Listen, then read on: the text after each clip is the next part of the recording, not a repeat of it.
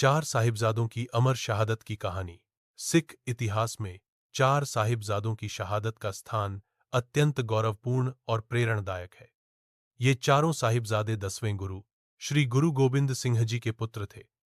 उन्होंने बहुत कम आयु में धर्म, सत्य और न्याय की रक्षा के लिए अपने प्राणों का बलिदान दिया। उनकी शहादत न केवल सिखों के लिए बल्कि पूरे मानव समाज के लिए साहस, त्याग और आस्था का प्रतीक है। चार साहिबजादों के नाम। साहिबजादा अजित सिंह जी, सबसे बड़े साहिबजादा जुझार सिंह जी, साहिबजादा जोरावर सिंह जी, साहिबजादा फतेह सिंह जी। पहले दो साहिबजादे बड़े साहिबजादे कहलाते हैं और अंतिम दो छोटे साहिबजादे। चमकौर का युद्ध और बड़े साहिबजादे। 1704 ईस्वी में मुगल सेना और पहाड़ी राजाओं ने गुरु गोबिंद सिंह जी पर आक्रमण कर दिया। भारी संघर्ष के बाद गुरुजी अपने परिवार सहित चमकौर पहुंचे। वहां एक छोटे से किले में मुगल सेना ने उन्हें घेर लिया। मुगल सेना संख्या में हजारों थी, जबकि गुरु गोबिंद सिंह जी के साथ केवल 40 सिख थे। ऐसी विषम परिस्थिति में भी गुरुजी ने हार नहीं मानी। साहिबजादा अजित सिंह जी की शहादत। साहिबजादा अजित सिंह जी मात्र 18 वर्ष के थे, लेकिन उनमें एक अनुभवी योद्धा जैसा साहस था। उन्होंने गुरुपिता से युद्ध में जाने की अनुमति मांगी। गुरु गोबिंद सिंह जी ने उन्हें आशीर्वाद दिया। अजित सिंह जी ने शत्रु सेना में घुसकर अद्भुत वीरता दिखाई।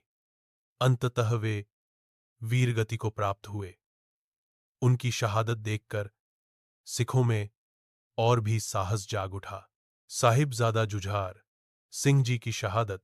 इसके बाद साहिबजादा जुझार सिंह जी, जिनकी आयु केवल 14 वर्ष थी, युद्ध भूमि में उतरे।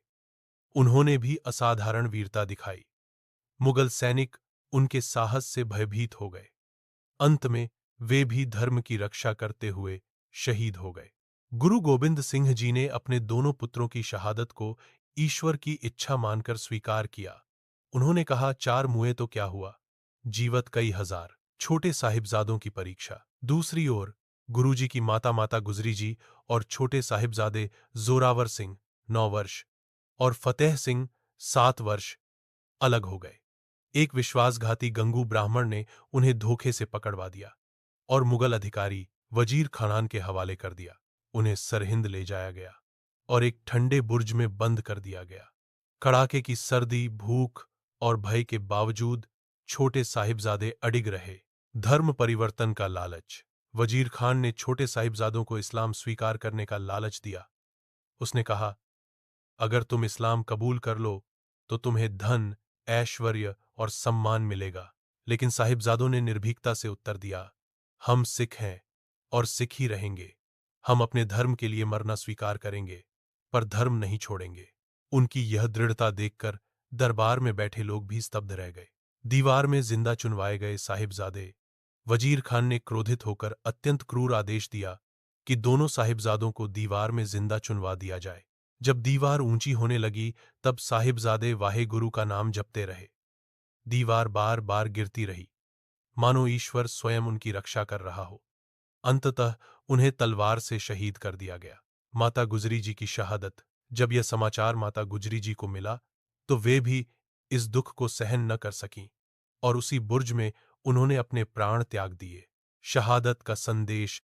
चार साहिबजादों की शहादत हमें सिखाती है कि धर्म और सत्य के लिए बलिदान सर्वोच्च होता है। आयु नहीं, साहस और विश्वास महानता तय करते हैं। अन्याय के सामने झुकना कायरता है। आज भी हर वर्ष शहीदी सप्ताह मनाया जाता है और लाखों लोग चार साहिबजादों को श्रद्धांजलि अर्पित करते हैं। उपसंहार। चार साहिबजादे इतिहास के वे दीपक हैं जिन्होंने अंधकार में भी धर्म की लौ को बुझने नहीं दिया। उनका बलिदान युगों युगों तक मानवता को सत्य, साहस और त्याग का मार्ग दिखाता रहेगा। जो बोले सो निहाल। सत श्री अकाल।